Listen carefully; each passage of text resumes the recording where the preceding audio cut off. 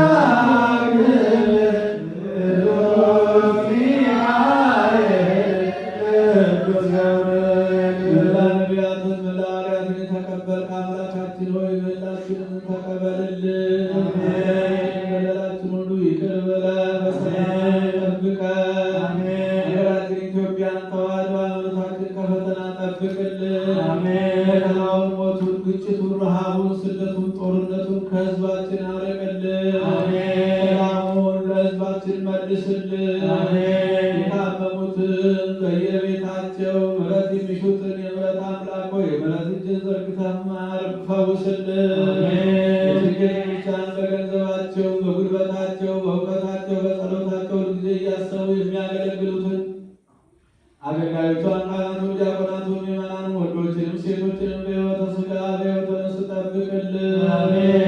ጾማችንን ጾመ ድነት ጾመ በረከት አድርግልን። ለብርሃነ ትንሣኤ በሰላም አድርሰን። እናታችን ከቅድስተ ቅዱሳን ከንጽሕተ ንጹሐን ከድንግል ማርያም ረድኤቷን በረከቷን አሳድርብን። በአንተ አምነው ያረፉትን በአገልግሎት ያረፉትን ወንድሞቻችን ወልደ ሰማዕትን ገብረ መስቀልን ኃይለ ማርያምን ደጋጎቹን አብርሃምና ይስሐቅ ባረፉበት ቦታ አሳርፍልን። ሐዋርያት አንድነት ጨምርልን።